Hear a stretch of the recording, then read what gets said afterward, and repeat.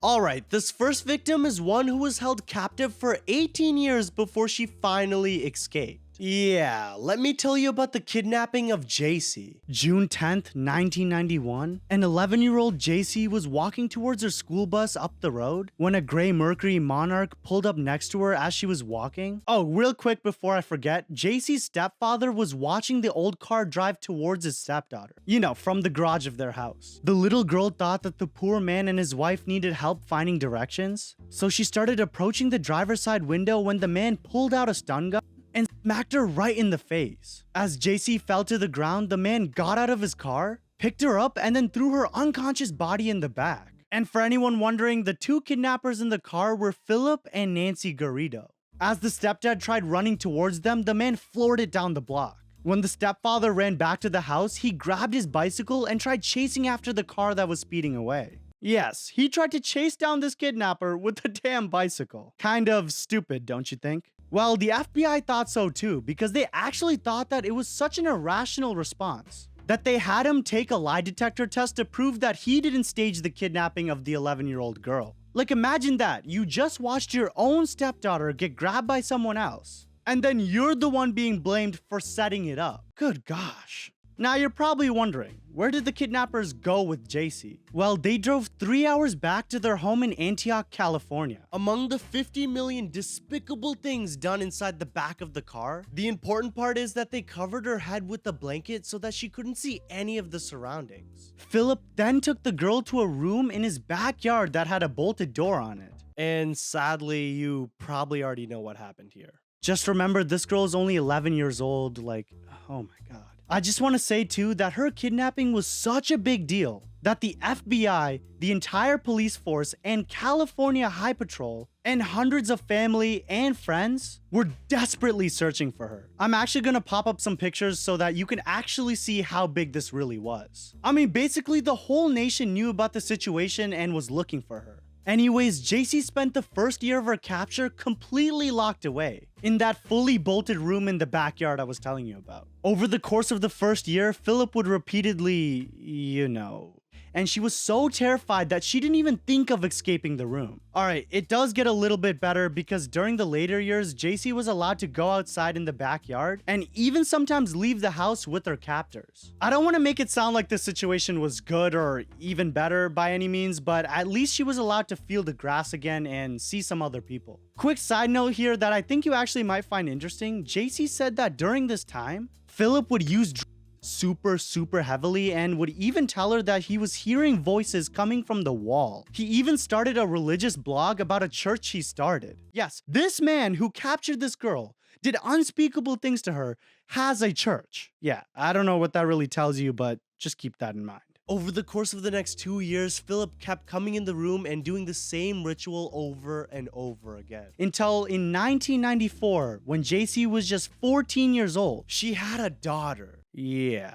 Can you just take a second to imagine how horrifying that is? And oh guys, it didn't stop there. Because he wanted to try again with her. So in 1997, when she was just 17 years old, JC had her second daughter. Here's the most messed up part. Yes, as if somehow this gets more evil. Philip forced JC to tell her two daughters that her name was Alyssa, and that she was actually also a daughter of Philip and she was just their older sister. Like, what an odd thing to force someone to do. Now, before I tell you how JC escaped this man and his wife, let me first actually tell you what happened to the stepfather over the years that she was missing. Apparently, there was this theory that the stepfather has been, and when the girl threatened to tell her mother, he had her taken care of. Which sounds absolutely absurd, right? I mean, I don't even know who started this rumor. Well, this theory and many other speculations led to the divorce of JC's mother and the stepfather. This man seriously lost everything that day. Now let me tell you about August 25th, 2009. Philip and Nancy Garrido took JC and her two daughters to UC Berkeley to hold an event on campus for Philip's church, when one of the campus police discovered that Philip was a convicted offender. That matters because this dude showed up with two little girls on campus. The campus police then contacted his parole officer, who then tried to explain that the two little girls were his daughters. The campus police officer still found something suspicious about this guy,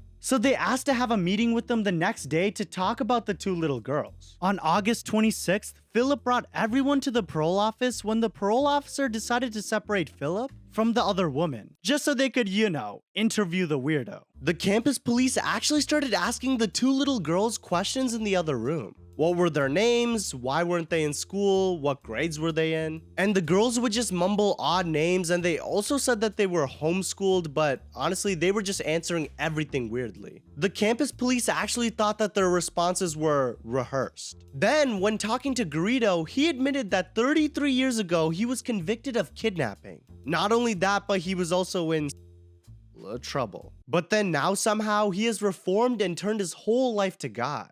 On the way out of the station, the girls actually looked stiff and both seemed fearful of any reaction that would make their father angry. The campus police officer did not have a basis on which they could, make an arrest. But just a few days later, the two were actually arrested. After Philip Garrido's parole officer realized that the older woman was JC Dugard. And guys, it has been 18 years since JC has seen her stepfather. And her two daughters were now about 12 and 15 years old. And in 2011, Philip was sentenced to 431 years in prison, and his wife was sentenced to 36 years to life. JC, I just want to say, if you're actually listening to this video, you are one brave woman, man. But now let me tell you about a 13-year-old boy who escaped death by only a couple hours. No, I mean seriously, this little boy was trapped in a closet with all of his bones broken internally and still somehow managed to escape. Yeah, let me start from the beginning. It was July 29th, 1995. Thaddeus Philip and his family were in the living room watching a TV show when Thad and his sister fell asleep on the couch, and his parents later walked up to their room to fall asleep. Just a few hours later, someone broke into the house and started carrying Thad down the hallway to the back exit of the home. Thad began to open his eyes and realized he was outside in the dark, standing in front of his neighbor's house. When the little boy looked over to the person that took him from his home, it was the 17-year-old boy, Joe Clark.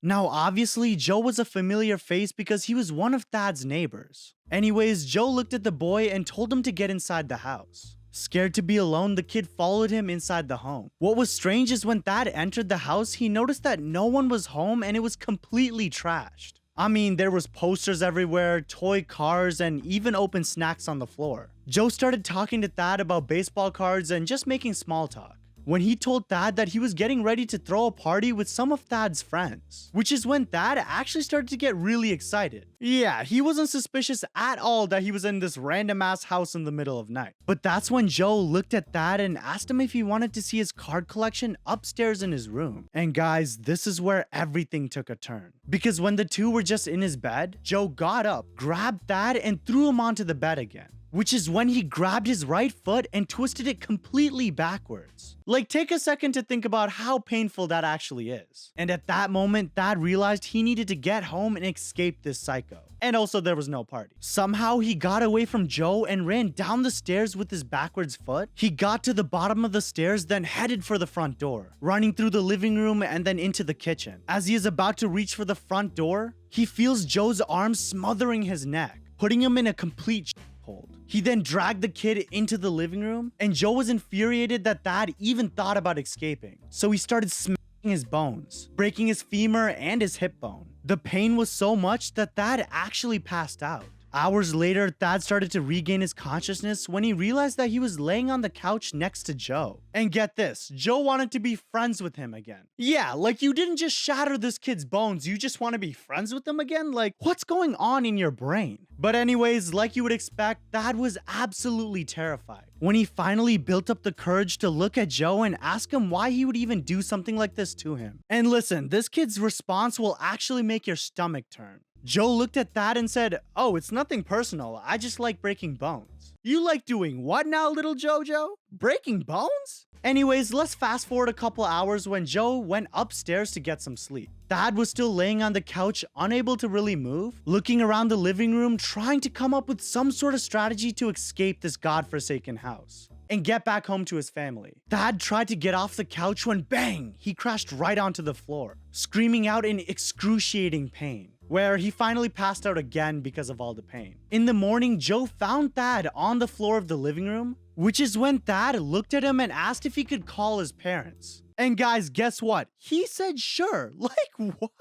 He even went over and handed the kid the phone. As he dialed his parents' number, Thad gripped the phone tightly, hoping that the phone would start ringing, until he could hear Joe in the back start laughing at him. Why was Joe laughing? Because he cut the damn cord to the phone. Guys, it was the year 1995, like phones still had cords on it. But instead of crying in front of Joe, Thad actually started to laugh with Joe, trying to make it seem like it was a really funny joke. He was basically trying to make Joe feel like that, Thad wanted to be his friend.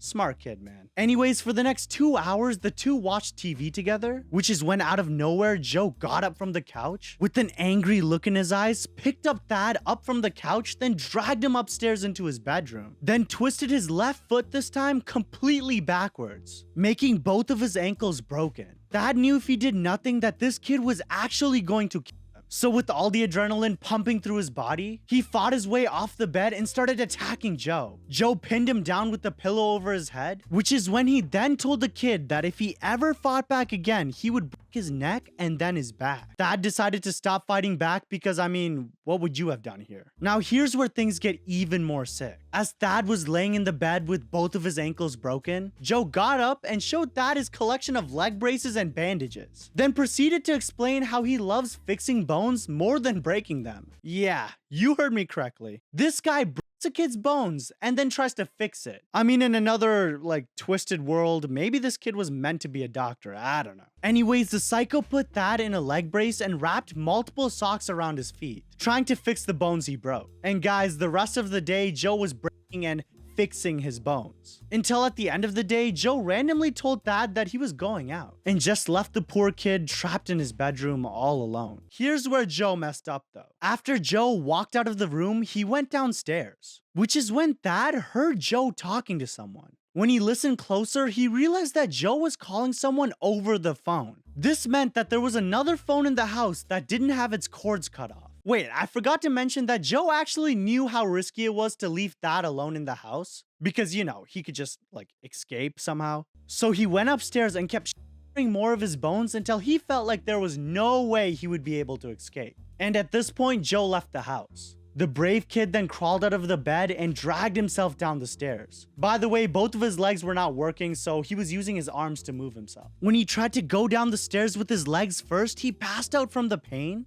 and came tumbling down the stairs. Side note here, Thad kept going in and out of consciousness because of, the pain. But after hours, he was able to get himself all the way to the kitchen, when suddenly the front door opened and there was Joe just standing right there with his girlfriend. Yeah, this kid has a girlfriend. But get this, Thad was behind the damn door at this point. So Joe didn't actually see him escape. After an hour or so, the girlfriend left, which is when Joe found Thad laying behind the damn door. Oh, good Lord, guys.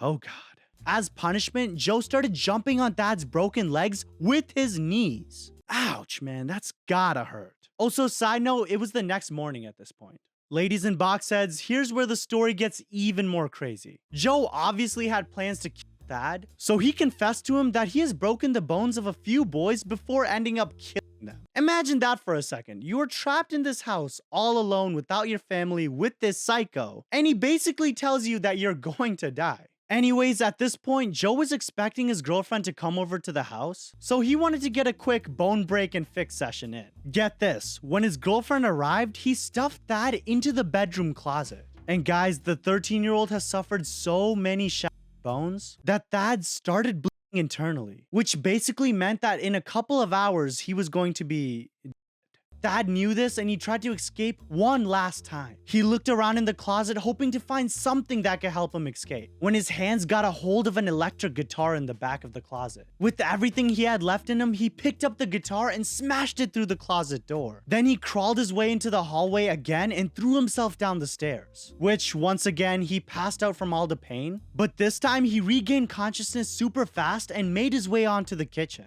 and found the phone that, Joe was using earlier on the wall. So he tugged until the phone fell and hit him right in the face, which is when he picked it up and called 911 as quick as he could. Police! Dad? Right here, it's me.